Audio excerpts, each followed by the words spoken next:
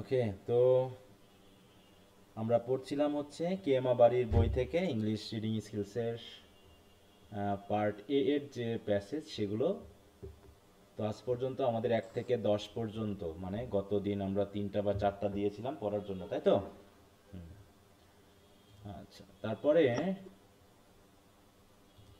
এখন আরেকটা বিষয় দিয়েছিলাম, আরেকটা প্যাসেজ আমি এখানে দিয়েছিলাম যেটা তোমাদের আমি সলভ করতে বলেছিলাম বাসাতে, এবং বলছি সলভ দ্য কোশ্চেন্স উইথ, আর একটা হচ্ছে submit them by the previous class. আজকে ক্লাসের মধ্যে আমি একটু সাবমিট করতে বলেছিলাম। তো কয়জন করেছে এই কাজটা বলো? এই কাজ করেছি স্যার। কয়জন হাত তোলো দেখি। তারপরে কি? কয়জন করেছো হাত তোলো একটু শুনি। আচ্ছা, ঠিক আছে। যারা আজকে করেনি, আমি আজকে ইয়াতে ঢুকবো, ঢুকে এই কাজটা যারা করবে না তাদেরকে আমি ধরে নিব এটা সিরিয়াস না। তারপর যেটা করেন আমি সেটাই করব। একটু সিরিয়াস হতে হবে, আবুল তাবুল করার কোনো সুযোগ নেই। আচ্ছা, আর হচ্ছে তোমাদের সাথে আমি চ্যাপ্টার 2 এর কোশ্চেন আনসারগুলো অলরেডি শেয়ার করা আছে, এবং আমি ওটা পড়তে শুরু করতে বলেছি। হ্যাঁ, এটা তোমরা শুরু করে দিবা পড়তে, কারণ আমাদের ওদিকে আগাতে হবে। তাহলে পার্ট, এটা হচ্ছে কি, history of the emergence of independent বাংলাদেশের চ্যাপ্টার 2 এর কোশ্চেন আনসারগুলো তোমরা সবাই পড়তে থাকো। আচ্ছা, তাহলে আমরা কেমা বাড়ির বইয়ে আগে যাই, তারপরে যে কয়টা মডেল দেওয়া ছিল সেই কয়টা নিয়ে আগে সমাধান করি, তারপরে আমাদের যে প্যাসেজটা দেওয়া ছিল বাড়তি সেটা থেকে আমরা সমাধান করব।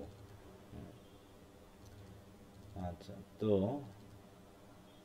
কোন কোন প্যাসেজ নতুন দেওয়া ছিল বলো তো, কত কত নম্বর মডেল? 8, 9, 10। 8, 9, 10। 8, 9, 10, তার মানে 3টা, যেহেতু গতকাল সকালে আমরা ক্লাস নিয়েছিলাম, তাই না? জি আচ্ছা, স্যার। তো জি প্রথমে স্যার। আসি আমরা 8 নম্বরটা দেখি, যদি কারো প্রবলেম থাকে সেটা নিয়ে আমরা একটু কথা বলতে পারি। 8 নম্বর প্যাসেজ, কোনো সমস্যা আছে কোনো ওয়ার্ড ফ্রেজ বা প্যাসেজে? বলো, সমস্যা আছে কিনা।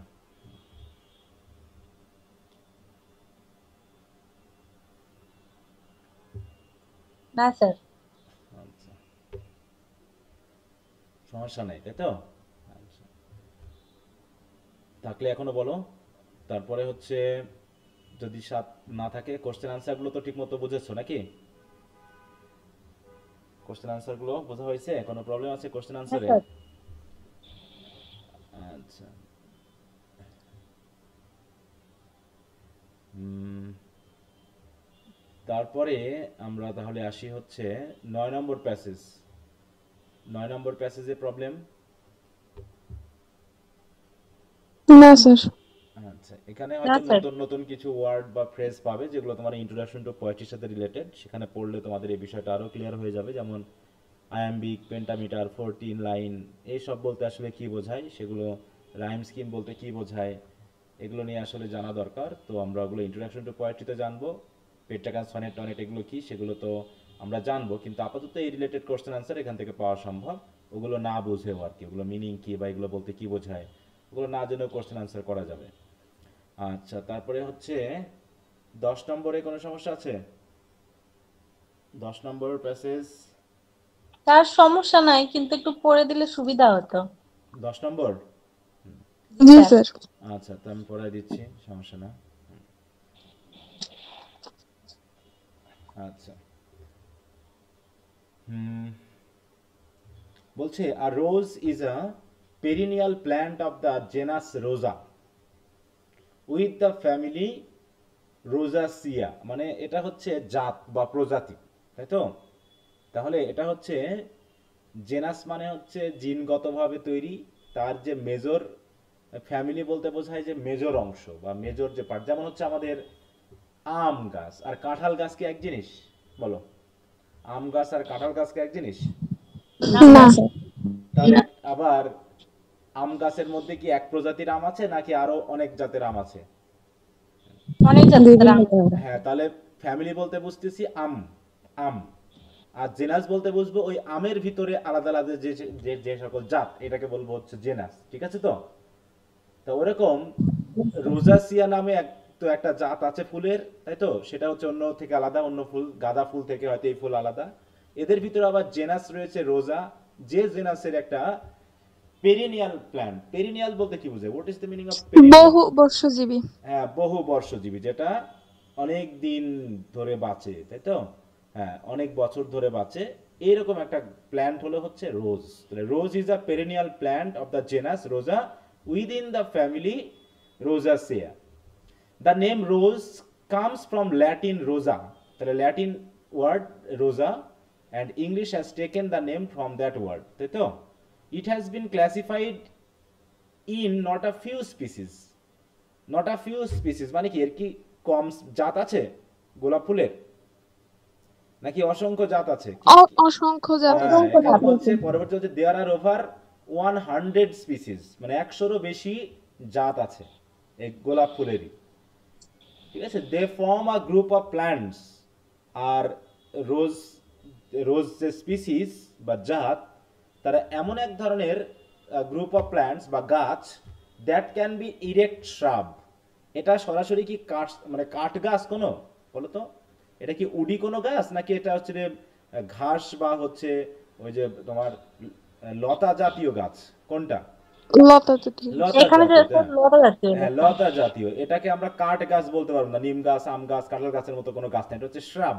শ্রাব মানে হচ্ছে লতা জাতীয়, গুল্ম জাতীয় কোনো ইরেক্ট। এটা ইরেক্ট কেন? কারণ এটা হচ্ছে নরম, এর কাণ্ডগুলো নরম না, শক্ত, এই জন্য বলছে ইরেক্ট, শক্ত, সোজা। Shrub and climbing or trailing plants, এটা কখনো সোজাসুজি ওঠে, কখনো লতানো হয়, তাই তো?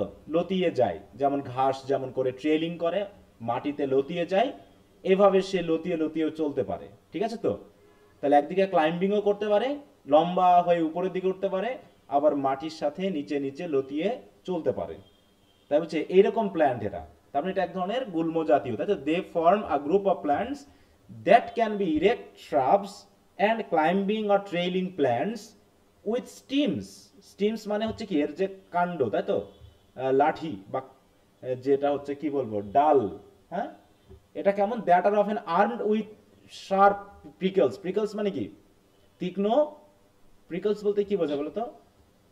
কাটা। কাঁটা, তাই তো? কাটা। হ্যাঁ, আর্মড উইথ মানে কি? প্রতিরক্ষা, যাতে এর ফুল কেউ সহজে ছিঁড়তে না পারে। তা হচ্ছে এর যে স্টিম, এর যে ডাল বা এর যে দণ্ডগুলো, এই দণ্ডগুলো হচ্ছে that are armed with sharp prickles, মানে দণ্ডগুলো কাঁটা দিয়ে সুরক্ষিত। আর্মড মানে কি? সুরক্ষিত, প্রতিরক্ষিত, এরকম আর কি বিষয়। ঠিক আছে, তাহলে তার কাণ্ড কেমন, তাই না? এটা কি জাতীয় গাছ, কত ধরনের গোলাপ ফুলের জাত রয়েছে, এই বিষয়গুলো এখানে বলা হচ্ছে। কিন্তু ফ্লাওয়ার্স আর লার্জ অ্যান্ড শোই, ফুলগুলো তো অনেক বড় হয় এবং অনেক দর্শনীয় হয়। শোই মানে কি? দেখতে আকর্ষণীয়, তাই? দর্শনীয়। In a number of colours from white through yellows and reds, and there are so many colours. Some name have been given like white, yellow, red, and there are blacks, and so many colors are there. Most species are native to Asia. আর এর যে 100 প্রজাতির রয়েছে, over 100, তাই তো? 100 প্রজাতি তো বেশি, তার ভিতরে অধিকাংশ প্রজাতি কোথায় পাওয়া যায়? কোন মহাদেশে? এশিয়া। এশিয়া মহাদেশে, তাই তো? While the sharp objects along a rose stem are commonly called thorns. তাহলে এর দণ্ড বা কাঠ থেকে, বা এর যে দণ্ড থেকে, ঠিক আছে, বলছে অ্যালং আর রোজ স্টিম। রোজ স্টিম মানে কি? যেটা খাড়া হয়ে ওঠে, ইরেক্ট যে স্টিম, তাই তো? বা হচ্ছে যেটা আমরা বলছি কাঠি বা কাঠ বা ডাল, এটার কি থাকে? দ্য শার্প অবজেক্ট থাকে। তাহলে এর গায়ে কি থাকে? শার্প অবজেক্ট থাকে। সেগুলোকে আমরা কি বলি? আর কমনলি কল্ড থর্নস, মানে কাঁটা বলি, যেটাকে প্রিকলস বলা হচ্ছে, তাই তো? হ্যাঁ, এগুলো হচ্ছে কি? কাঁটাগুলো কেমন? শার্প। তাই বলছে while the sharp objects along a rose stem are commonly called thorns, they are technically prickles. কিন্তু আসলে মূল কথা, এদেরকে আমরা প্রিকলস বলবো। এরা সরাসরি কাঁটা নয়, কাঁটা জিনিসটা আলাদা। ঠিক আছে তো? কুলের গাছের, তারপর যে গোলাপ গাছের যে কাঁটাগুলো, এগুলো আসলে কাঁটা লাইন, এটা হচ্ছে প্রিকলস, মানে এটা আটকে দেয়, কেমন একটু দাঁতের মতো। ঠিক আছে তো? আংটার মতো, যেটা তোমাকে মানে একবারে আটকে ধরবে, এরকম আর কি বিষয়টা। কাঁটা বলতে আমরা যেটা বুঝি, খেজুরের গাছের কাঁটা আছে না, খেজুরের পাতা কাঁটা। তারপর হচ্ছে তোমার বাবলা কাঠ, চিনো? বাবলা গাছ চিনো? হ্যাঁ স্যার চিনি। হ্যাঁ, ওর লম্বা লম্বা কাঁটা থাকা দেখবা, এটা সূচের মতো, সাদা সাদা। দেখছো কখনো? খুব হ্যাঁ স্যার। শক্ত কাঠ হয়, ওইগুলো হচ্ছে আসলে thorns. Rose prickles are typically sickle shaped hooks, এটা হুকের মতো, ওই যে বললাম সিকল শেপ কেন বলা হচ্ছে আমরা যদি একটু দেখি, মানে ইমেজে দেখি তাহলে সেটা আরো ক্লিয়ার হবে। দেখো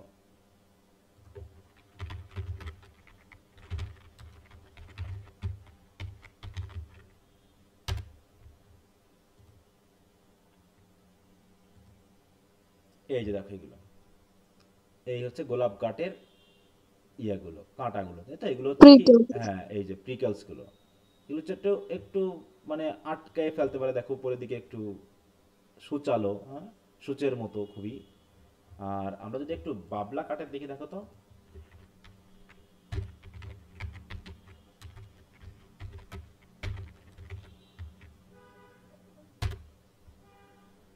এই যে দেখো এর হচ্ছে লম্বা লম্বা, কি ব্যাপার ক্লিক করে না নাকি, দেখো এর এই যে কাটা দেখছো, এই যেখানে কত লম্বা, হ্যাঁ। আবার যদি আমরা কুল কাঠের ইয়া দেখি, কাটা দেখি,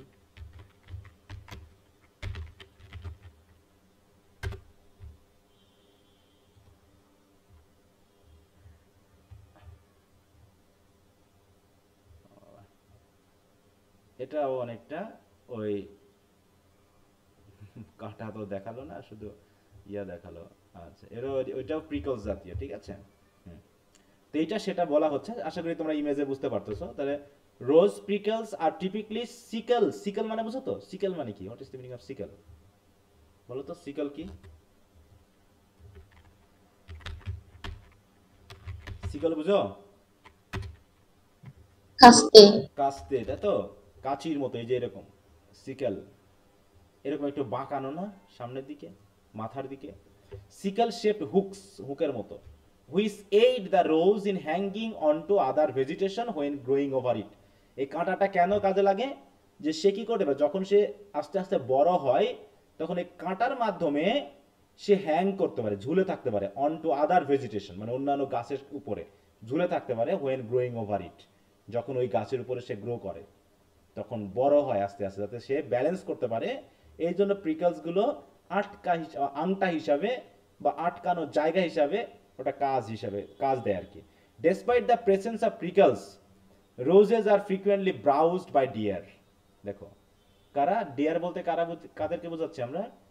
হরিণ। হ্যাঁ হরিণ, তাই তো। Roses are frequently browsed by deers মানে কি, এসে রোজ মানে একদম কাঁটা থাকা সত্ত্বেও তারা ওটাকে একদম মানে কি বলবো, খাওয়ার জন্য মাথা দিয়ে গুটিয়ে টুটিয়ে শেষ করে ফেলে। Roses are frequently bought by the dear, দুইটা ডিয়ার ইউজ করা হয়েছে, DEER অ্যান্ড DEAR। একদল হচ্ছে একটা ডিয়ার দিয়ে কি করে, সব একদম ব্রাউজ করে ফেলে, ব্রাউজ মানে বুঝো তো খোঁজা, আমরা যেমন ইন্টারনেটে খুঁজি না, ওইরকম ব্রাউজ বলা হয়। আর আরেকটা ডিয়ার দিয়ে কি বোঝানো হচ্ছে, হোয়াট ইজ দ্য ডিয়ার? আপনজনকে দেওয়া। হ্যাঁ, বিশেষ আপনজন। আপনজন বা বিশেষ করে এখানে কাদেরকে রেফার করা হয়েছে, who has been meant here, প্রেমিক প্রেমিকা, তাই তো। হুম। হ্যাঁ, roses are frequently bought by the dear, কেনা হয় প্রিয়জনকে দেওয়ার জন্য। Despite, sorry, a few species of rose have only vestigial prickles that have no points. What is the meaning of vestigial? খুঁজে পেয়েছো মিনিংটা? ভেস্টিজিয়াল পিকলস, দেখো দেখতে কেমন লাগে, যার কোনো শার্প পয়েন্ট নাই।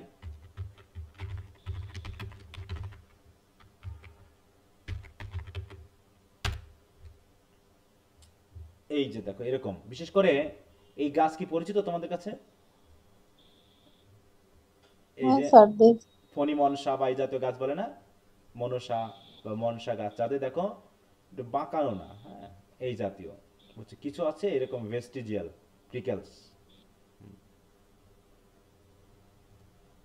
হ্যাঁ, যাতে কি হচ্ছে, vestigial prickles that have no points but in poetic sense, কিন্তু কাব্যিক ভাষায় যদি আমরা বলতে পারি, real pleasures lies in the thorns pain, যে সত্যিকারের মজা আসলে কিসে পাওয়া যায়, real pleasures lies in the thorns pain, অনেকটা যে প্রেমের, হ্যাঁ, কাহিনী, হ্যাঁ, যে যে প্রেমে কোনো আশঙ্কা নাই, সে প্রেম তো মজার না, তাই তো? তাই সেরকমই কবি সাহিত্যিকরা এভাবেই বলে থাকে, যে প্রেমে বাধা নাই সে প্রেম তো প্রেম নয়। তাই আসল বলছে কি, গোলাপের এত চাহিদা কেন? সৌন্দর্য তো আছেই, তার সাথে কি গোলাপের কাটাও কাঁটা আছে। কাঁটা রয়েছে নাকি। তার থর্নস পেইন হচ্ছে রিয়েল প্লেজার, ব্যথা না পাইলে সে আসল প্লেজার বোঝা যায় না। একটু পয়েটিক ওয়েতে কথাগুলো বললো আর কি। তার মানে কি, the roses are very typical, হ্যাঁ, and also exceptional flowers, typical but exceptional flowers, which are not only frequently browsed or sought after by deers, but also roses are used by the persons just to give as a gift or as a token of love for their dear ones, নাকি? প্রিয়জনকে দেওয়ার জন্য ব্যবহার করা হয়। তাহলে প্রিয়জনকে দেওয়ার জন্য গোলাপ ফুল ছাড়া আর কোন ফুলের কথা আমরা বলি বলো তো? মানে প্রথম কথাতেই কোন ফুল আসে যে আমরা কাউকে ফুল দিব, এই কথা বলতে কোন ফুল আসবে মাথায় আসলে আগে? রজনীগন্ধা, গাঁদা ফুল, গোলাপ, জবা ফুল, না রোজ আসবে? রজনীগন্ধা, অটোমেটিক কিন্তু রোজ। রোজ চলে আসবে, তাই তো? Red rose, we think about red rose, this flowers are very romantic. whenever we talk about red rose, something romantic comes to our mind, হ্যাঁ, রোমান্টিক কোনো কিছু মাথায় চলে আসে, এরকম আর কি, হ্যাঁ। Roses are best known as ornamental plants grown for their flowers in the garden. দেখো এটাকে অর্নামেন্টাল প্ল্যান্টস বলা হচ্ছে, এবং এগুলোকে আমরা কোথায় জন্মাই? Grown for their flowers in the garden and sometimes indoors. মাঝে মাঝে আমরা বাড়ির ভিতরেও, ইনডোরস মানে কি, ঘরের ভিতরেও আমরা অনেক সময় ভেতরে। বিশেষ করে বেলকনি বা অন্যান্য জায়গাতেও রোজ কিন্তু গ্রো করে থাকি। In the early 19th century, the Empress Josephine of France, তাহলে ফ্রান্সের যিনি সম্রাজ্ঞী ছিলেন, তিনি কি করেছিলেন? Patronise the development of rose. তিনি রোজকে আরো বেশি উন্নত করার জন্য প্যাট্রোনাইজ করেছিলেন, মানে কি অনেক বেশি টাকা পয়সা দিয়ে হেল্প করেছিলেন, যে এর জাত আরো বাড়ানো চাই। কোথায় বিশেষ করে? Breeding at her garden at Malmaison, তাই তো? ম্যালমেইশনে তার যে বাগান আছে, সেই বাগানে তিনি চেয়েছিলেন বিভিন্ন প্রজাতির রোজ যাতে এখানে ব্রিড করানো হয়, জন্মানো হয়। Her life was really a bed of roses, কারণ তার জীবনটাই ছিল a bed of roses. What is the meaning of a bed of roses? Do you know the meaning of this phrase? ফুল না, সজ্জা, পুষ্পসজ্জা মানে আরামদায়ক। পুষ্পসজ্জা। পুষ্পসজ্জা মানে কি? এখানে আসলে পুষ্পসজ্জা বলতে কি ফুলের বেড বোঝাচ্ছে, নাকি আসলে আরামদায়ক বা আরাম আরামদায়ক জীবন। সমস্যাহীন জীবনকে বোঝাতে, তাই তো? প্রবলেম, লাইফ উইদাউট প্রবলেমস, এটা। In 1840, a collection of numbering over 1000 different varieties and species was possible. তাহলে 1840 তেই a collection numbering over 1000 different varieties and species, মানে কি 1000-এরও বেশি বিভিন্ন ধরনের প্রজাতি was possible when a rosarium was planted by Lodiz's nursery. দেখো লডিজিস হয়তো কোনো ফ্যামিলির নাম, তাদের একটা নার্সারি ছিল, সেই নার্সারিতে রোজারিয়াম বলে একটা ফুল কি করা হয়? প্ল্যান্ট করা হয়। আমরা রোজারিয়াম দেখে আসি তো, what kind of plant it is. রোজারিয়াম,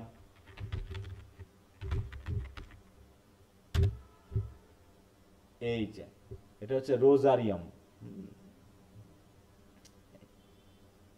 দেখো এই গোলাপ ফুলকে আমরা এইভাবে দেখছি কখনো, যে এত বড় রিয়া হয়, লতানো হয়, গেট বাঁধানো হয়,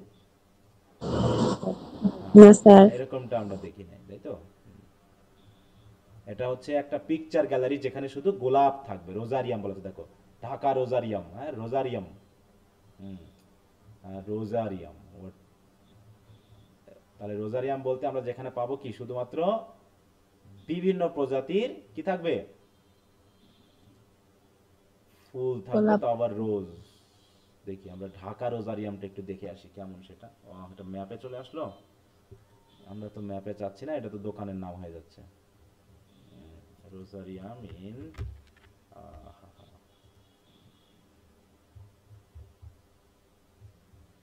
কি বাবা, কতদূর গেল?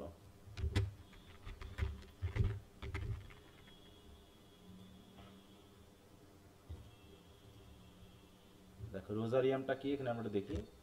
এখানে rosarium is a rose garden, it may also refer to rosary, বা তো আমরা রোজ গার্ডেনই পাচ্ছি, এর সম্পর্কে বিশেষ তথ্য দেওয়া নেই ইন্টারনেটে। আমরা একটা রোজ গার্ডেন বুঝবো, কিন্তু হোয়েন আ রোজারিয়াম ওয়াজ প্ল্যান্টেড, একটা ফ্লাওয়ারকে বুঝবো আমরা এই জায়গায়, হ্যাঁ, যেটা লতানো গাছকে বোঝায়। Roses are popular crop for commercial cut flowers. Commercial cut flowers means where flowers are sold, বাণিজ্যিকভাবে আর কি। বাণিজ্যিকভাবে বিক্রি করা হয়। Generally they are harvested and cut when in bud, তাই না? তাহলে এটা কি কমার্শিয়ালি এটাকে কি করা হয়, জেনারেলি হারভেস্ট করা হয়, লাগানো হয় জমিতে, and cut when in bud, এবং এটা মুকুলেই কেটে ফেলা হয়, and held in refrigerated condition until ready for display at their point of sale. তাহলে এটা সরাসরি কিন্তু গাছে রাখা হয় না, কেটে রেফ্রিজারেটরে রাখা হয়, এবং যতক্ষণ না পর্যন্ত তারা ওই যে মানে ফুটন্ত অবস্থায় আসতেছে, দেখো তাদের ন্যাচারালি ফুটতে দেওয়া হয় না, তাহলে তাড়াতাড়ি নষ্ট হয়ে যাবে, এই জন্য রেফ্রিজারেটরে রাখা হচ্ছে until ready for display at their point of sale, মানে যে পয়েন্টে গেলে পরে বিক্রি করা হবে সেই পয়েন্টে না যাওয়া পর্যন্ত রেফ্রিজারেটরে রাখা হয়। রোজ পারফিউমস আর মেড ফ্রম আতর of roses or rose oil, হ্যাঁ, তাহলে রোজ থেকে তৈরি যে অয়েল বা হচ্ছে আমরা যেটা বলবো জুস, সেই জুস থেকে আতর বা এর থেকে আমরা রোজ পারফিউম তৈরি করি, which is a mixture of volatile essential oils obtain by steam. Steam মানে কি, এর যে কাণ্ড, নরম কাণ্ড, সেটাকে চূর্ণ করে বা পিষে ওখান থেকে যে জুসটা বের করা হয়, সেই জুস দিয়ে তৈরি করা হয়। And distilling the crushed petal roses, এবং মোটামুটি রোজের যে পেটাল, পেটাল মানে বুঝি তো আমরা নাকি পাপড়ি, সেই পাপড়িগুলোকে ক্রাশ করা হয়, তাই তো? ক্রাশ করে ওখান থেকে যে রস, সেই রসটা নিয়ে মেনলি এই রোজ অয়েল তৈরি করা হয়, যে রোজ অয়েল থেকে আবার পারফিউম তৈরি করা হয়। An essential product is rose water. Rose water আমরা ইউজ করি না, বিশেষ করে তো মেয়েরা মানে ইউজ করে নাকি রোজ ওয়াটার, গোলাপ জল, জি স্যার করে। An associated product is rose water, which is used for cooking, cosmetics, medicine and religious practices. Religious practice কখন ইউজ করা হয় রোজ ওয়াটার বলো তো? যখন কাফনের কাছে বিশেষ করে যখন মানুষ মারা যায়, ওই রোজ ওয়াটার ছিটায় না, একটু ইয়া করার জন্য, পবিত্রকরণ করার জন্য। জি স্যার, জি স্যার। মৃত বাড়িতে দেখবা যে রোজ ওয়াটার কি করা হয়, এক ধরনের লম্বা বোতলে পাওয়া যায়, সেই বোতলটার পানি ছেটানো হয়। তাহলে রিলিজিয়াস প্র্যাকটিসে ব্যবহার করা হয়, মেডিসিন হিসেবে ব্যবহার করা হয়, মুখে মেয়েরা বিশেষ করে ইউজ করে, হ্যাঁ, গ্লো করানোর জন্য। এছাড়াও রান্নাতেও রোজ ওয়াটার ব্যবহার করা হয়, খাবারে, বিশেষ বিশেষ খাবারে, ঠিক আছে? So these are the use of rose water. So rose water is got from or produced from rose, হ্যাঁ। Rose cultivation does not always pass rosy day. তার মানে কি, রোজ কাল্টিভেশন কি খুব মানে খুব রোজি ডে বলতে এখানে কি বোঝানো হচ্ছে বলো তো? রোজি ডে বলতে খুব ভালো দিন যায় যারা রোজ কাল্টিভেশন করে সব সময়, যে যাদের মানে মাঠে যারা রোজ কাল্টিভেট করে, মানে রোজের ব্যবসার সাথে জড়িত, সারা বছর তো আর রোজ একরকম ভাবে বিক্রি হয় না নাকি? বিশেষ করে 14ই ফেব্রুয়ারি বা 21শে ফেব্রুয়ারি বা এরকম দিনগুলোতে রোজের একটু চাহিদা রয়েছে, কিন্তু সারা বছর তো আর এককভাবে এরকম চাহিদা নেই, তাই না? তাই rose cultivation does not always pass rosy day. Roses are subject to several diseases. বলতেছে রোজ যখন কাল্টিভেট করা হয়, there are some diseases which destroy the roses, like the main fungal disease affecting the leaves are rose black spot আর rose rust. হ্যাঁ, two diseases have been mention here, that is rose black spot, মানে রোজের ফুলেই এক ধরনের black spot তৈরি হবে, অথবা রোজ রাস্ট, রোজের উপরে এক ধরনের সাদা বা কালো একটা আবরণ তৈরি হবে, that will affect the charming, হ্যাঁ, glowing effect of rose flowers. তো তার যে গ্লোয়িং ইফেক্ট আছে এটাকে নষ্ট করে দেয়। So these are the fungal diseases. So if the fungal diseases attack, হ্যাঁ, the field of roses, all are destroyed, সব নষ্ট হয়ে যায়। তাই বলছে stem can be affected by several canker disease. আবার স্টিম মানে কি, এর যে লাঠি বা কাণ্ড, সেগুলো অনেক সময় বিভিন্ন ধরনের ডিজিজে আক্রান্ত হয়, যেমন হচ্ছে ক্যাঙ্কার মানে কি, তার চামড়ার উপরে বিশেষ করে এক ধরনের ওই যে আঁখে বা এই জাতীয় যেগুলো হয়, যেগুলো পচায়ে ফেলে, হ্যাঁ। The most common seen of which is stem canker. স্টিমে মানে কাণ্ডতে, যে হিসাবে কি কাণ্ডটা শুকিয়ে যায়, মারা যায়, নষ্ট হয়ে যায়। These are the diseases. Diseases of the root zone include honey fungus. আর কাণ্ডের পর আসলে হচ্ছে একদম মূলে যে ডিজিজটা হয় সেটা হচ্ছে কি honey fungus, and various species of বলছে কি পাইথো তো নাকি, হ্যাঁ আচ্ছা, ফাইটোপ্যাথোরা। দেখো must have we traveled the long cultural history of the rose that has led to it being used often as a symbol.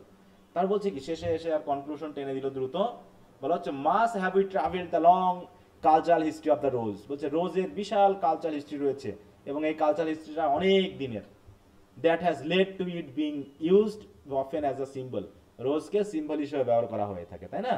Rose is the symbol of কি বলো তো? Rose is the symbol of which? Love. Love and beauty, তাই তো? Rose is a symbol of love and beauty. So this actually is the passage about, এই সম্পর্কে মানে রোজ নিয়ে বলা হয়েছে, রোজের স্পিসিস সম্পর্কে বলা হয়েছে, রোজের যে গাছের ক্যারেক্টারিস্টিক্স বা ফিচার সম্পর্কে বলা হয়েছে, রোজ কিভাবে প্রথম মানে ডেভেলপমেন্টটা হয়েছিল বাগানে পালন করার বা লাগানোর, তারপরে কমার্শিয়াল পারপাসে এর কি ধরনের ইফেক্ট রয়েছে, কমার্শিয়াল পারপাসে এর কি ধরনের ব্যাড ইফেক্ট রয়েছে, এই বিষয় নিয়ে কথা বলা হলো। These are the things. কথা বুঝতে পারছো? হ্যাঁ। এখন যদি বলা হয় what is the use of roses, what is the use of roses, এই প্রশ্ন উত্তরে কি হবে বলো? কোথা থেকে আমরা উত্তরটা পেতে পারি? এখানে আমরা ওই যে রান্নায় ব্যবহার করা হয় আতর তৈরিতে, তাহলে এটা হচ্ছে কি পারফিউম, তাই তারপরে তো? মেডিসিনে, কসমেটিক্স, হ্যাঁ, রিলিজিয়াস রিলিজিয়াস প্র্যাকটিসে, প্র্যাকটিস। হ্যাঁ হ্যাঁ, ইয়েস। এটা তো শুধু রোজ ওয়াটার বলা আছে, কিন্তু আমরা বলবো রোজ, তাহলে from rose we get perfumes, rose water, হ্যাঁ, which are used for different kinds of activities like cooking, cosmetics, medicine and religious practices. এইভাবে আমরা মোটামুটি দেবো, কারণ এখানে পারফিউম এক কাজে ব্যবহার হয়, আবার রোজ ওয়াটার এক কাজে ব্যবহার হয়, আবার আরও একটা বিষয় রয়েছে, we sometime we use as a gift, rose as a gift, for showing our respect or love to our dear ones, প্রিয় মানুষের প্রতি ভালোবাসা সম্মান জানানোর জন্য আমরা রোজ দিয়ে থাকি। এইভাবে আমরা উত্তরগুলো সাজাতে পারি। আচ্ছা, ঠিক আছে। তারপর হচ্ছে দেখো তো এই উত্তরটা কি হবে? রোজ স্টিম হ্যাজ কি প্রিকলস, তাই তো? আমরা এটাকে থর্নস বলি, কিন্তু আসলে এটা হচ্ছে প্রিকলস। তাহলে হচ্ছে most roses are where we get dash to Asia, এশিয়াতে কি এটা? ইন্ডিজেনাস, স্বদেশীয়, নেটিভ, তাই তো? নেটিভ টু এশিয়া মানে হচ্ছে ইন্ডিজেনাস টু এশিয়া। ওকে,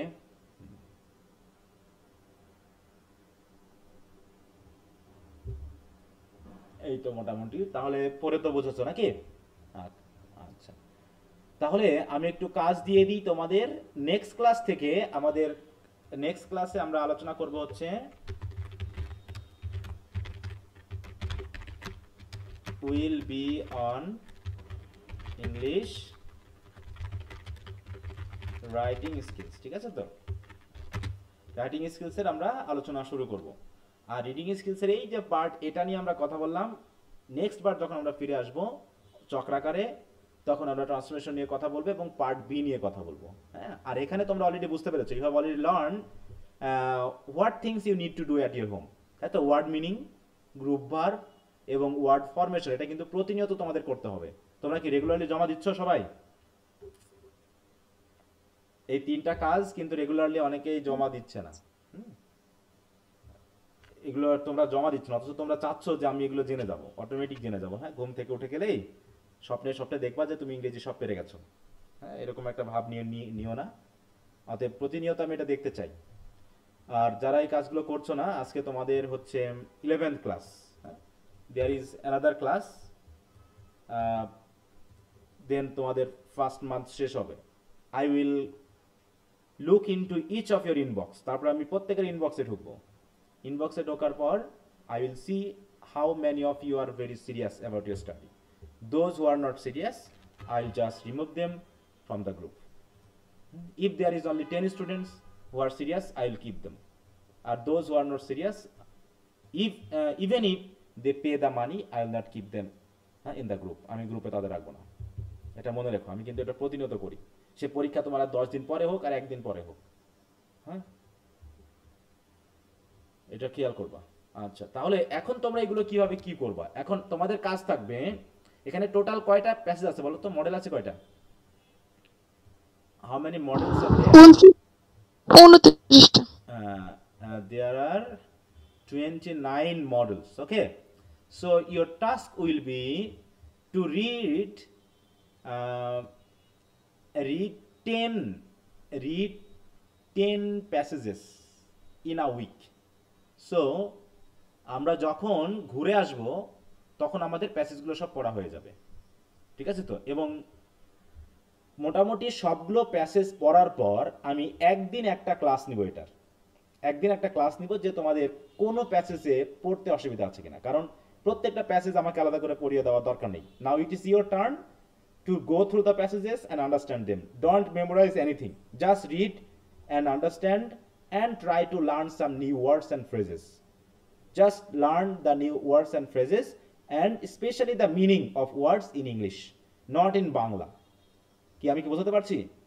অলরেডি ফার্স্ট প্যাসেজটা কিভাবে আসে আমরা একটা ধারণা পেয়েছি, তাই না?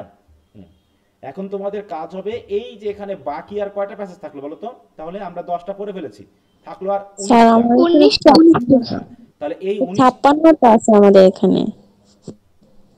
56টা আছে নতুন বইয়ে? জি স্যার। পার্ট এরই 56টা? জি স্যার। আচ্ছা, তো ঠিক আছে, আপাতত এই বইটাতে যা আছে, আমার নতুন বইটা এখনো হাতে পাইনি, থাকতে পারে, তাহলে ওগুলো তোমরা প্র্যাকটিস করতে থাকো। আর সবগুলো তো আর আমি পড়াই দিব না, তোমাদের প্রত্যেকটা প্যাসেজ পড়তে হবে। সেই 56টা আমি বইটা পাই, আমি বই অর্ডার করেছি, বইটা পাইলে পারে আমি দেখে তখন ওখান থেকেও তোমাদের পড়া দিব। আমার কাজ হবে 56 কেন, যদি 100টা প্যাসেজ থাকে ওই 100টা প্যাসেজ আমি তোমাদেরকে পড়াই নিব, ঠিক আছে তো? কারণ এই প্যাসেজ পড়লে তোমাদের যে রিডিং স্কিলসটা বাড়বে, তোমাদের আন্ডারস্ট্যান্ডিং লেভেলটা বাড়বে, এটাই তোমাদের জন্য অনেক কাজে দিবে।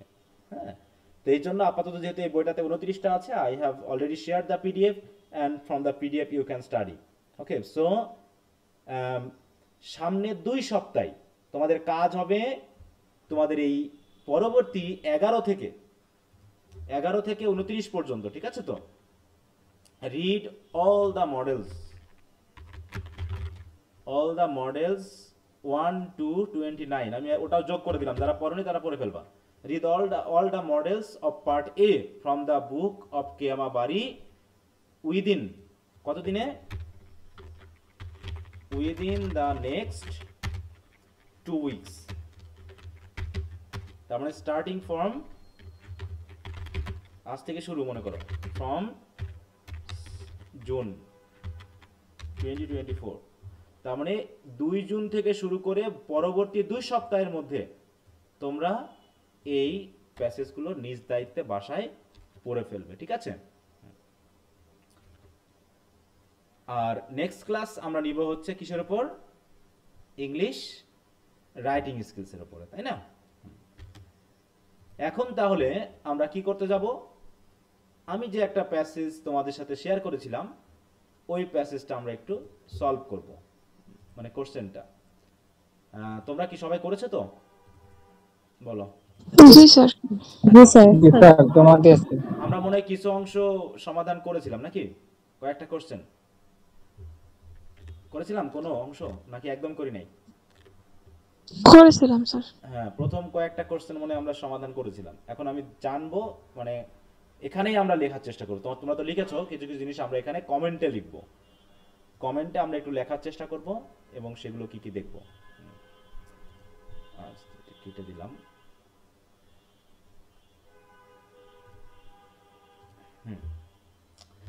তাহলে আমরা কোন পর্যন্ত করেছিলাম বলো তো? এ বি করা গেছে। A and B. Now I think you have written your answer. Now just match your answers with me and try to understand how much you have been able to go to the point of the answer, appropriate point. So now we are going to talk about the question number C. So what has been said here? When a student is compelled to adopt unfair means. আচ্ছা, when is a student, কোশ্চেনটা making a mistake হয়েছে। When is a student compelled to adopt unfair means to manage a job? What is the meaning of this question? What is the meaning of this মানে question? কখন একটা মানে একজন শিক্ষার্থী যে কোনো একটা চাকরির জন্য অসৎ উপায় অবলম্বন করে কখন? কখন? So where is the answer? In the second paragraph. Is it okay? Yeah. In the second paragraph you will get the answer. But please indicate the sentence where you will get it. বলো কোথা থেকে লিখবো আমরা?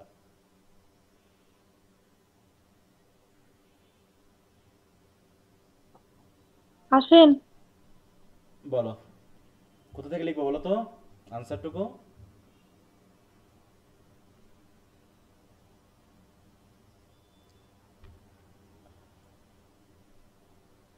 একদম last পার্টে মানে last লাইনে, যে যখন তারা ফেল হয় কোনো একটা জব ম্যানেজ করতে তখন। ওই যে ওই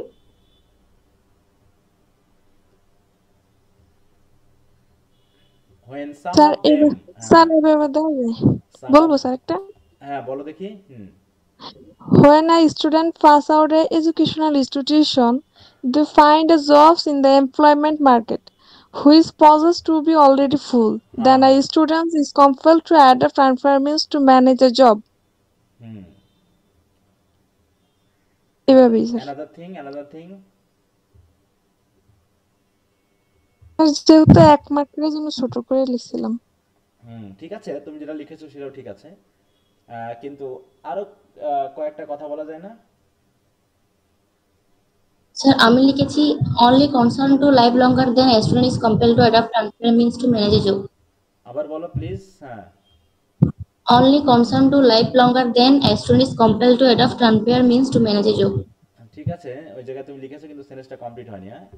হ্যাঁ বলতেছে একজন ব্যক্তি মনে করো যে যদি কারো মনে হয় যে চাকরি তার একমাত্র অবলম্বন, তাই না? Job is their only concern to survive, মানে টিকে থাকার জন্য তার আর কিচ্ছু নাই, তার জমি জায়গা নাই, তার কোনো বিজনেস নাই, তার একটাই কাজ হলো তার একটা চাকরি পেতে হবে।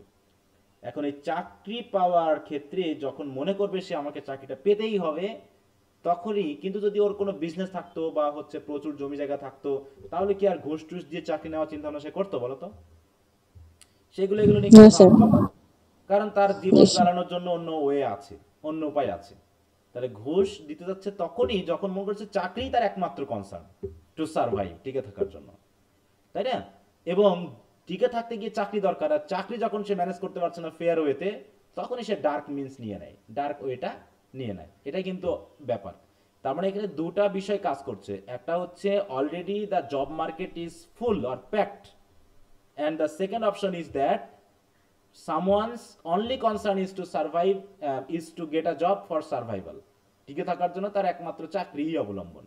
then a student actually go for taking any unfair means to get a job, তখনই সে কিন্তু একটা পথ অবলম্বন করে নেয়। হ্যাঁ সবাই যা লিখেছো এক মার্কের জন্য তোমাদের প্রত্যেকটা আনসার ঠিক আছে, সে তুমি আগে থেকে লেখো আর পরে থেকে লেখো, কারণ এখানে ওই হুক অর বাই ক্রুক মানে কি সৎ অসৎ উপায়ে, আনফেয়ার মিন্স মানে কি অসৎ উপায়, ডার্ক মিন্স মানে কি বলো, সবই কি ওই অসৎ উপায়ের কথাই বলছো। অতএব প্রত্যেকটা লাইনে একটা কথা বলা আছে, তুমি একটা নিলেই হবে। হ্যাঁ কিন্তু আমার কাছে মনে হয়েছে যে আমরা যদি প্রত্যেকটা উত্তরকে একটা কনজেস্টেড সেন্টেন্সের মধ্যে আনতে পারি তাহলে কেমন হয়।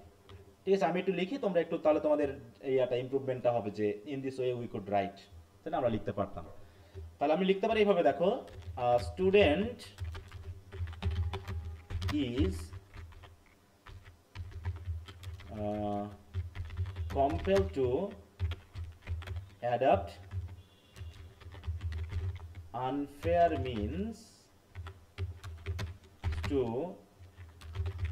manage a job when he finds that the job market is already packed, naki packed, and his only means of survival is to get the job. দেখো এইটুকু যদি আমরা দিই, তাই না? A student is compelled to adopt unfair means to manage a job when he finds that, যখন সে দেখে যে the job market is already pack, মানে প্রচুর স্টুডেন্ট, 10 জন নিবে, 1000 জন অ্যাপ্লাই করেছে, তাই না? এর ভিতরে নিশ্চয়ই কমপক্ষে 100 জন যোগ্য, তাই না? 100 জন যোগ্য মানে কি? তাহলে যোগ্য 100 জনই কি চাকরি পাবে? বলো, যোগ্য 100 না জনই স্যার, কিন্তু চাকরি পাবে না, কিন্তু 10 জনের আবার সে ভাবছে his only means of survival is to get the job, তাই তো? এবং তার একটাই সার্ভাইভাল কি এই চাকরিটা পাও, তাই তো?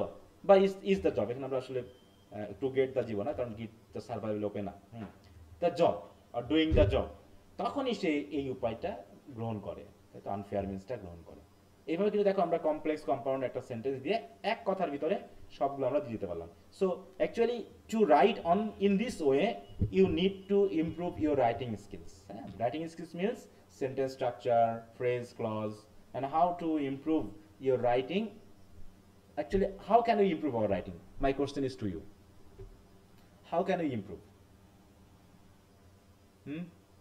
স্যার আমার মতে যদি কারো ভোকাবুলারিটা এনরিচ থাকে এবং সাথে সাথে যদি গ্রামাটিক্যাল পয়েন্টও গুরুত্বপূর্ণ রাইটিংটা লেখার জন্য, যদি ভোকাবুলারি এনরিচ থাকে তখন সেন্টেন্স মেকিং এর ক্ষেত্রে সহজ হয়, তখন রাইটিংটা লেখা যায়। Yes, yes.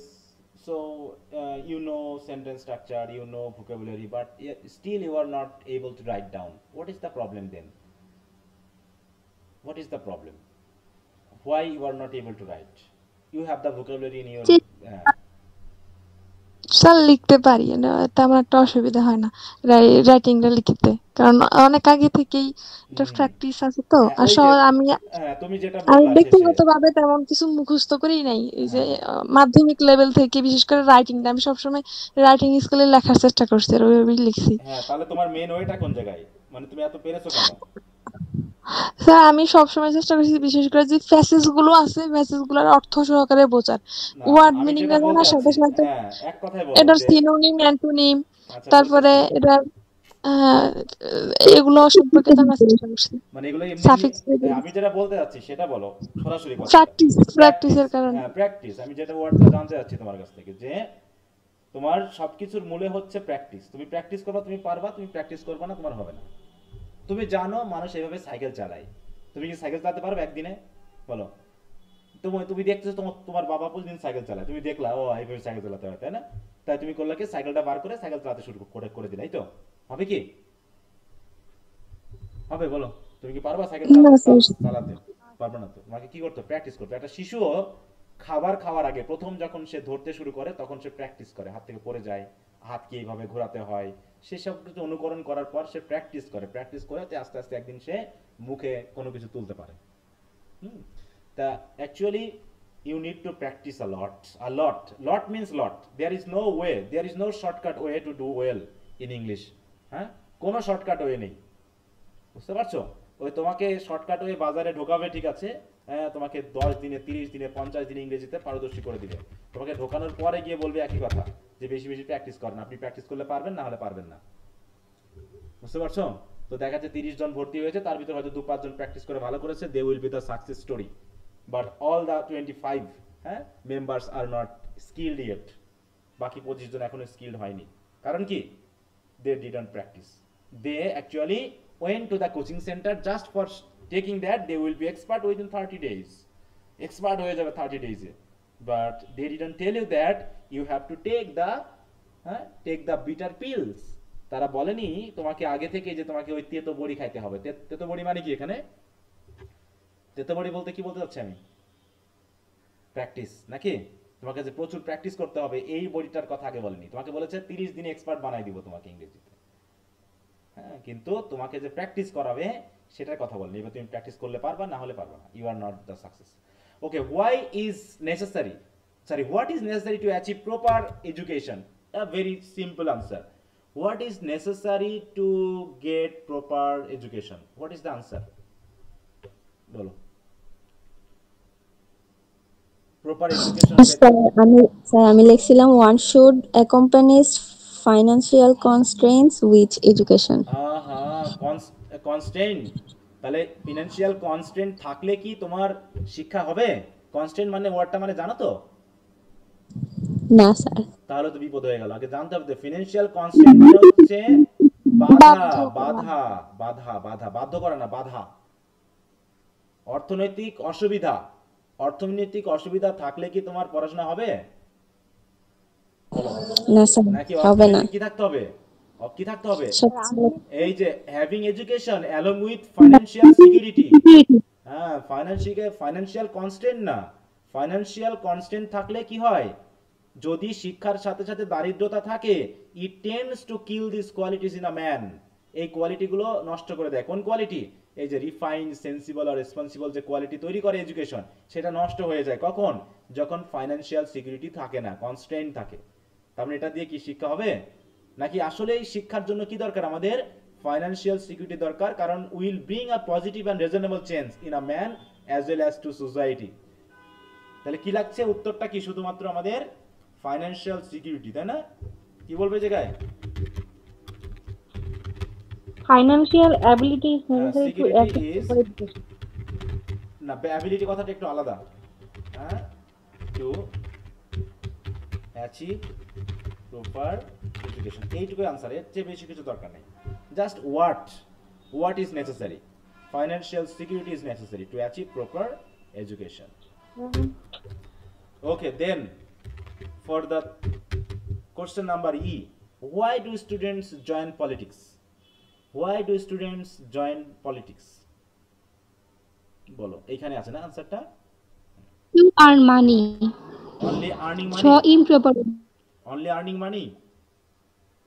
To earn sir money, আমি লিখছি হ্যাঁ, Is- বলো। student get admission into honors courses comprising of 4 years, although it takes 5 or 6 years or even more ওরে বাবা, to ওগুলো বাড়তি earn হয়ে the গেছে, degree. এইগুলো বাড়তি হয়ে গেছে। You have to be straight forward in your answer. Straight forward. Straight forward, অত কিছু দরকার নেই। হ্যাঁ, আরো নিচে নামো। কোথা থেকে শুরু হবে? This type বলো তো, আরেকজন বলো। একদম কোথা থেকে আনসারটা শুরু হবে মেইনলি?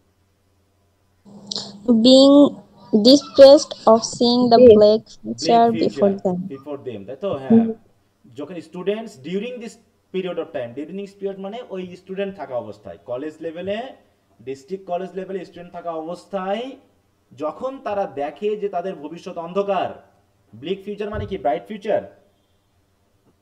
Chilly future. হ্যাঁ, তাই তো, খারাপ ভবিষ্যৎ, তাই তো? এটা যখন তারা দেখে, কি হয়? Get themself involve in unruly politics. তারা আনরুলি পলিটিক্সে জড়িয়ে পড়ে। আর কিসের জন্য? এইবার to earn money in the most improper way causing serious harm to country and, এইটুকুই মনে করো। এটা মানে ইমপ্রপার ওয়েতে তারা টাকা ইনকাম করতে চায়। এইখানে হচ্ছে একটা হচ্ছে কজ, একটা হচ্ছে রিজন, একটা হচ্ছে পারপাস, একটা হচ্ছে রিজন। কোনটা পারপাস আর কোনটা রিজন বলো তো? মনে করো তুমি অসুস্থ, তুমি আর পারপাস হচ্ছে to earn money. হ্যাঁ, পারপাস হচ্ছে টু আর্ন মানি। তো একটা হচ্ছে মনে করো তুমি অ্যাক্সিডেন্ট করেছো, তাই তুমি হাসপাতালে গেছো ডাক্তারের চিকিৎসা নেওয়ার জন্য। তাহলে কোনটা কারণ আর কোনটা উদ্দেশ্য? ডাক্তারের কাছে যাওয়ার কারণটা কি? আর উদ্দেশ্য হ্যাঁ, উদ্দেশ্য চিকিৎসা নেওয়া, আর কারণটা accident. accident. অ্যাক্সিডেন্ট করা, তাই তো? অসুস্থ হয়ে পড়া। তাহলে ঠিক ওই রকম, তাহলে স্টুডেন্ট পলিটিক্সে যোগ দেয় দুটা বিষয়, একটা হচ্ছে কারণ এবং উদ্দেশ্য, দুটাই বলতে হবে। তাহলে তোমার আনসারটা ফুল হবে। হ্যাঁ, এখানে কিন্তু দেখো বড় একটা সেন্টেন্স, কিন্তু আমি ছোট করে নিয়ে আসবো মূল কথাটুকু, জিস্ট মেটারটা আমি এখানে দিব। তাহলে ডিউরিং দিস পিরিয়ড মানে কোন পিরিয়ড বলো? ডিউরিং দিস পিরিয়ড আমি লিখবো, নাকি ওই পিরিয়ডটাকে আমাকে student time. হ্যাঁ উল্লেখ করতে হবে? মানে কলেজ লাইফে, তাই না? কলেজ লাইফে এই যে বলছে না, এই যে দেখো, এই যে 4 আর 5 ইয়ার্স তারা স্পেন্ড করে না, এই যে 4 কি 5 আর 6 ইয়ার আর ইভেন মোর টাইম, মানে এক মূল কথা হলো কলেজ লাইফে যখন তারা কলেজে পড়াশোনা করে তখন তারা পলিটিক্স করে। তাহলে আমরা কেন করে সেটা বুঝবো। হোয়াই দিয়ে কিন্তু কারণ উদ্দেশ্য দুটাই বোঝায়। তাহলে আমরা বলতে পারি কি, যে ডিউরিং কলেজ লাইফ, ঠিক আছে তো, স্টুডেন্টস জয়েন পলিটিক্স। আচ্ছা, আমরা এই জায়গাটা during college life the students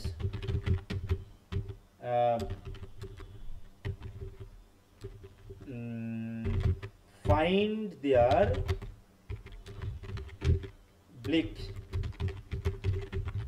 bleak future, হ্যাঁ, অ্যান্ড দেন, তাহলে তাদের ব্লিক ফিউচার দেখে, দেন কি করে, আমরা কম্পাউন্ড সেন্টেন্স দিয়ে করলাম, হ্যাঁ, and then join the unruly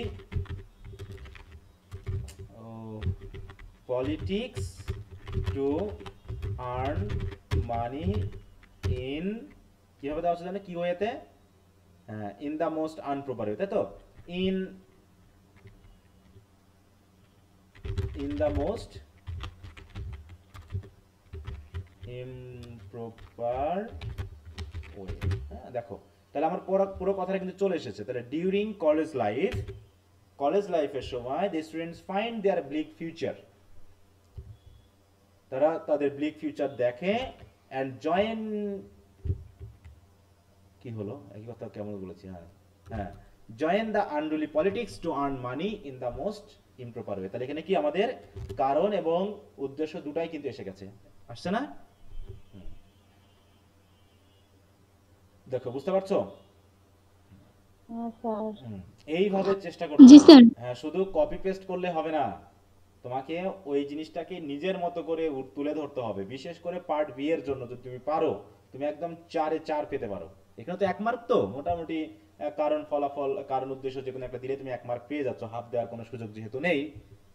কিন্তু সবচেয়ে বড় হলো যে আমরা এইরকম ওয়েতে যদি লিখি এবং পার্ট বি তে লিখি 4 মার্কের জন্য, তাহলে আমাদের মার্ক পাওয়াটা খুব ভালো হবে। শুধু কপি পেস্ট করলাম, যেমন আমরা ইজিলি কপি পেস্ট করতে পারি, তাই না? কিন্তু কপি পেস্ট করলে স্যার অটোমেটিক বুঝে ফেলবো যে তুমি একটা নিজস্বতা দাওনি, তোমার অভিজ্ঞতা কম, যোগ্যতা কম, এই ক্ষেত্রে একটা সমস্যা হবে। আচ্ছা, তো ঠিক আছে, তো বুঝতে পেরেছো নিশ্চয়ই। দেখো আমি যা লিখলাম, মনে হচ্ছে তুমি কি বুঝতে পারতেছো না মিনিংটা এই জায়গা থেকে? এবং তুমি মনে করো না যে আমিও লিখতে পারতাম, মনে হচ্ছে না যে আমিও তো লিখতে পারতাম এরকম করে? স্যার মনে হচ্ছে। হ্যাঁ, আমিও লিখতে পারতাম, কিন্তু তোমরা সাহস করোনি, চেষ্টা করোনি, এটা হচ্ছে ব্যাপার। একটু চেষ্টা করো, বা একদম এক্সাক্ট হওয়ার চেষ্টা করো, লতা পাতা বাদ দিয়ে শুধু কাঠি নিয়ে আসো, যে মূল কথা নিয়ে আসবো, আবল তাবল ডাল পালা আমি ছেটে ফেলবো, ঠিক অনেকটা বাঁশের মতো, ঠিক আছে? বাঁশ গাছের কঞ্চি আমরা কেটে কি মূল বাঁশটা নিই, ওরকম করে তোমাকে একটা প্যাসেজ পড়ার পর ওই যে কঞ্চি টঞ্চি ঝেড়ে ফেলে, ঠিক আমার কোশ্চেনে যা চাচ্ছে, I have to write down that things, ঠিক আছে? তো সেইটা আমাকে কিন্তু লিখতে হবে। So try to practice this at home. তোমরা যখন অন্যান্য প্যাসেজগুলো পড়বা, এই প্যাসেজে হয়তো আনসার দেওয়া আছে, but try at your home to write down by yourself. নিজে লেখার চেষ্টা করো, and show me or to your elder brothers or sisters or who can help you, যে তোমাকে সাহায্য করে তাকে দেখাও একটু। অথবা তোমরা you can make a group among yourself, 2 or 3 of you can make a group and write down your answer and just assess by others, অন্যরা অ্যাসেস করতে পারো। আমরা এটা করতাম আমাদের সময়ে, ঠিক আছে? যে আমরা একটা কাজ দিতাম, হোমওয়ার্ক দিতাম, যেটা আমরা নিজেরা করতাম, একজন একজনের করতে, এবং তিনজনেরটা দেখতাম কে কিভাবে লিখছে। এতে দেখাচ্ছে অন্যেরটা পড়ার কারণে তার ভুল ধরার যে অভ্যাসটা, সেটা হয়ে যেত, সহজে ভুলটা ধরতে পারতাম, ঠিক আছে? তো আমার ভুলটা কি হয়েছে অন্যজন ধরাই দিত। In this way we became rectified. এভাবে কিন্তু রেকটিফাই করা যায় নিজেকে, ঠিক আছে? তো because most of the time we don't get the help of our teachers, তাই না? অধিকাংশ ক্ষেত্রে কি আমরা টিচারের হেল্প পাই সরাসরি সবসময়? তুমি যখন তখন তো আমাকে না। যখন তখন তো তুমি আমাকে হেল্প পাবা না, তাই না? এটা কখনোই সম্ভব হয় না। এর জন্য the better way is to communicate among yourself. হ্যাঁ, নিজেদের ভিতরে একটু কমিউনিকেট করো, share your ideas or thoughts or your writings with others and assess or judged by others. হ্যাঁ, এটা যদি করো, দেখবা যে your improvement is being done regularly. এটা কিন্তু অটোমেটিক হয়ে যাচ্ছে ওর ইমপ্রুভমেন্টটা। আচ্ছা, যদি তোমাদের ভালো করার ইচ্ছা থাকে আর কি, যাদের মনে হবে যে ধরে এত কিছু করে লাভ কি, একটা সার্টিফিকেট পাইলেই হবে, তাদের কথা আলাদা। But those who are actually dreaming a great dream, যারা বড় বড় স্বপ্ন দেখতেছো এবং এই স্বপ্ন পূরণ করা সম্ভব, কারণ জাতীয় বিশ্ববিদ্যালয় থেকে পড়েও বাইরের দেশে কিন্তু ভালো ভালো ডিগ্রি নিচ্ছে, হ্যাঁ, ভালো ভালো ইউনিভার্সিটিতে পড়তেছে জাতীয় বিশ্ববিদ্যালয় থেকে পড়ে। ইজ ইট মানে ইম্পসিবল মনে হচ্ছে তোমাদের কাছে যে জাতীয় বিশ্ববিদ্যালয় থেকে অন্য বিদেশে পড়তে যাওয়া, এটা কি সম্ভব হলো? করছে, অনেকেই করছে, সম্ভব। শুধুমাত্র এটা তুমি সম্ভব করতে পারো, আর কেউ না। হ্যাঁ, এটা একটু চেষ্টা করো, বড় বড় স্বপ্ন দেখো। দেখো তোমার স্বপ্ন, তুমি যদি 10 তলা বিল্ডিং করার স্বপ্ন দেখো, তোমার 5 তলা তো মিনিমাম হবে নাকি? তুমি 10 তলা না পারো, 5 তলা তো হবে। কিন্তু যে 1 তলার স্বপ্ন দেখে, তার কি 5 তলা হওয়ার সম্ভাবনা আছে আদৌ? বলো তো। সম্ভব নেই। অতএব স্বপ্ন দেখবা, তার ভিতরে তুমি যদি 50%ও পূরণ করতে পারবো, দেখবা যে অনেকের থেকে তোমার স্বপ্নটা অনেক বড় হয়ে গেছে। Okay, then we come to the word meaning. So what does the meaning of the word constraint, and make a sentence with the given word. So please write down the meaning of the word constraint, what you have written. কোথায় লিখবা সবাই এখানে কমেন্টে লেখো একটু। এই যে Google ক্লাসরুমের সরি গুগল মিটের এইখানে যে চ্যাট বক্স আছে, এই চ্যাট বক্সে তোমরা লেখো দেখি কে কি লিখেছো, আমি একটু বানান সহ দেখতে চাই।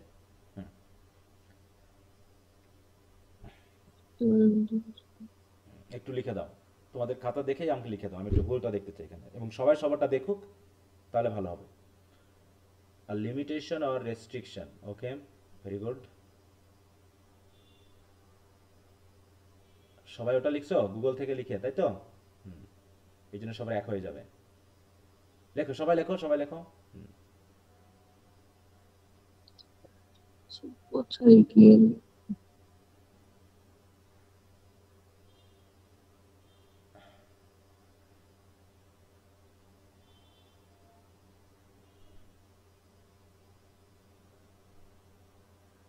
বাকিরা কি খুঁজে স্যার পাচ্ছ না? ইনবক্সটা কোন জায়গায় দিয়া? তুমি এই যে এরকম 3 ডট আছে দেখো মোবাইলে, হ্যাঁ মোবাইলে এরকম 3 ডট আছে, ওখানে ক্লিক জি দিলে স্যার। পাবা in call message, in call messages, এরকম একটা অপশন পাবা, ওখানে যাও দেখো পাবা। জি স্যার পাইছি। আচ্ছা সবারই একই রকম হচ্ছে।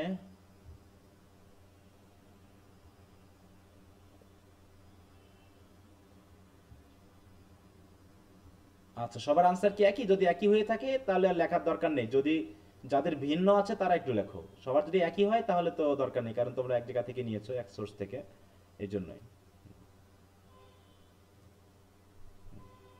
বা কেউ যদি একটু নিজের মতো বানাতে পারো এখান থেকে, যা লিমিটেশন, এই লিমিটেশন দিয়েই তুমি যদি একটা নিজস্ব একটা মিনিং বানাতে পারো তাহলে তো ভালো হয়। হ্যাঁ আচ্ছা সবার যেহেতু একই রকম হয়েছে, সবাই কি দেখতে পাচ্ছ সবারটা এখান থেকে দেখা যায়? স্যার দেখতে পাচ্ছি। হুম।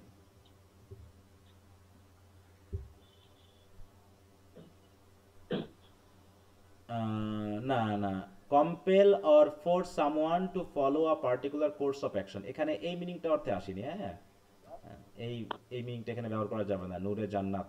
হ্যাঁ এটা এইখানে যে প্যাসেজে যে মিনিংটা এসেছে সেটা রেস্ট্রিকশন বা ব্যারিয়ার, তাই তো, বা বার। হ্যাঁ বার সামওয়ান টু ডু সামথিং, এটা তুমি বলতে পারো। হ্যাঁ কোনো কাউকে কোনো কিছুতে বাধা সৃষ্টি করা। আচ্ছা তো তোমাদের আনসারটা আমি নিলাম যে limitation or restriction to do something, তাই তো? কোনো কিছু করাতে বাধা সৃষ্টি করা। এখন এটা দিয়ে কি করতে হবে বলো তো আমাদের? নেক্সট কাজ কি? নেক্সট কাজ হলো কি, একটা সেন্টেন্স লেখা, তাই তো? এখন সেন্টেন্সটা তুমি কোন ওয়ার্ড দিয়ে লিখবা? এখানে যে লিখেছো সেই ওয়ার্ড দিয়ে লিখবা, নাকি এই কনস্ট্যান্ট এটা দিয়ে লিখবা? বলো তো কোনটা দিয়ে লিখবা? given word হ্যাঁ গিভেন ওয়ার্ড মানে কোনটা? এখানে যেটা দেওয়া আছে এটা, তাই তো? কনস্ট্যান্ট দিয়ে। হ্যাঁ তাহলে দেখি কে কি লিখছো কনস্ট্যান্ট দিয়ে, একটু এখানে লেখো দেখি কনস্ট্যান্ট দিয়ে, they would be একটু সেন্টেন্স লেখো।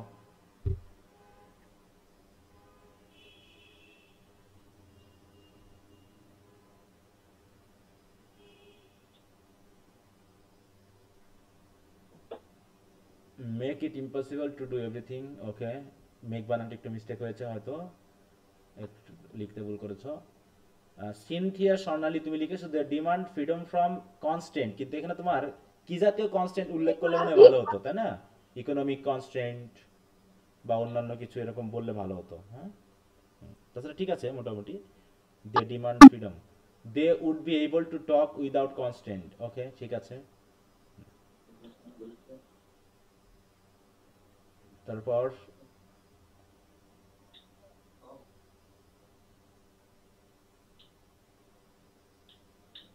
আমি একটু দ্রুত লেখার চেষ্টা করি।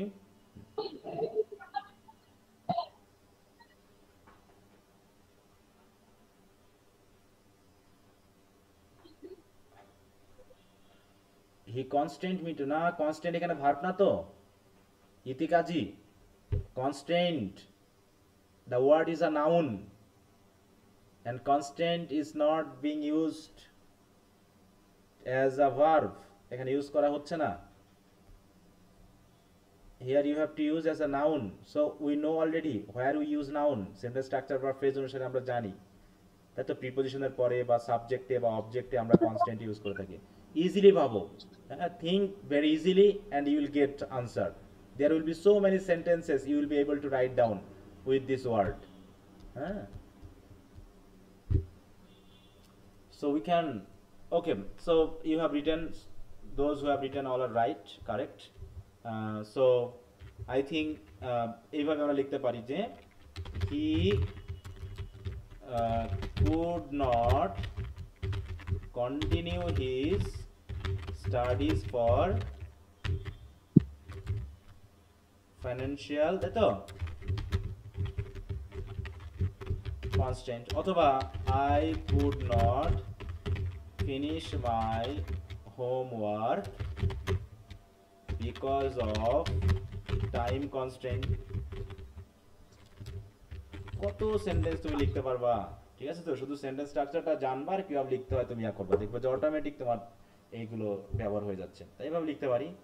ওকে, তো ঠিক আছে, next time we are going to learn the synonym of the word survive.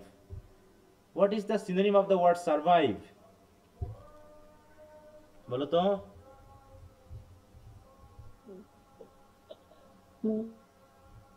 Survive এর মিনিংটা কি?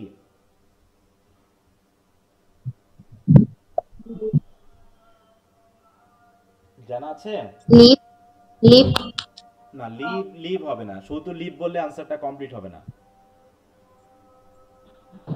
Endure.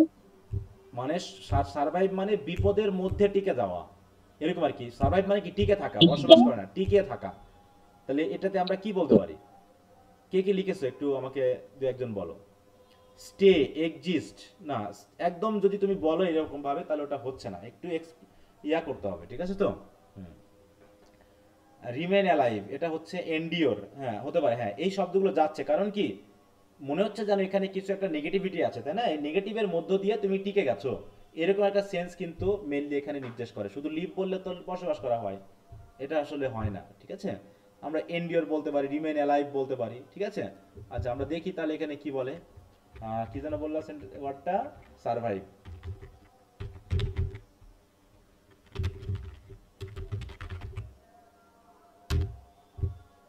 দেখো, ওটা তো মিনিং না, তাই না? সিনোনিম হবে। সার্ভাইভ, এই এখানে দেওয়া আছে। আউটলিভ অথবা আউটলাস্ট, ঠিক আছে তো?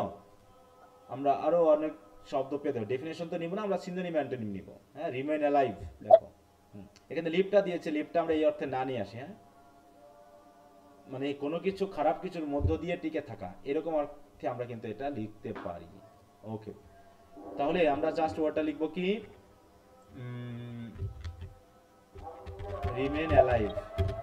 এবার এটা দিয়ে একটা সেন্টেন্স লিখবো, তাই তো?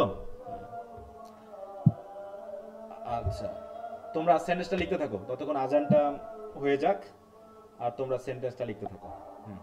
রিমেইন অ্যালাইভ দিয়ে একটা সেন্টেন্স লেখো সবাই।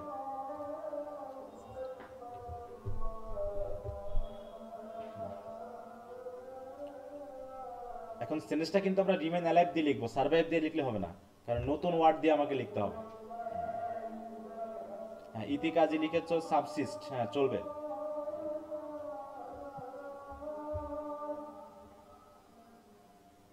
লেখো দেখি সবাই।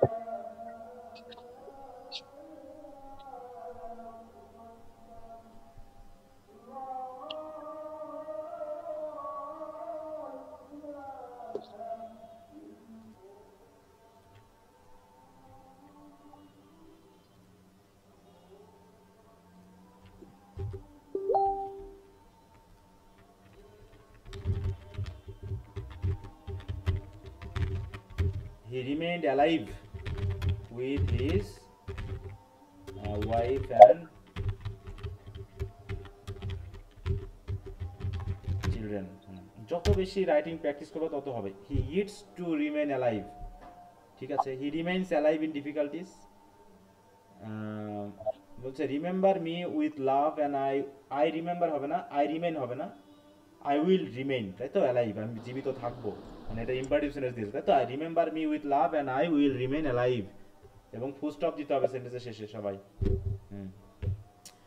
আচ্ছা, তো বাকিরা লিখলে ভালো হতো। 19 জন আছো, মানে 17 জন আছো তোমরা, লিখতেছো মাত্র 2-1 জন, 2-3 জন বা 4 জন লিখতেছো, বাকিরা কিন্তু অংশগ্রহণ করতেছো না। অংশগ্রহণ করতে হবে। আচ্ছা, তাহলে এখানে একটা সেন্টেন্স লিখলাম যে we have to remain alive in the time of disaster. হ্যাঁ, ডিজাস্টার, বিপদের সময় আমাদের কি করতে হবে? জীবিত থাকতে হবে। আচ্ছা, ব্লিক বলতে কি বলছে? এবার ব্লিকের মিনিংটা বলো তো। What is the antonym? ব্লিকের অ্যান্টোনিম কি হবে?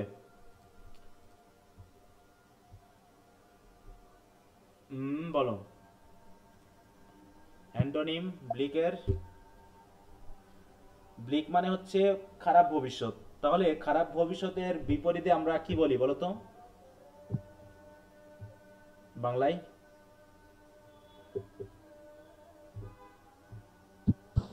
বাংলায় ভালো ভবিষ্যৎ।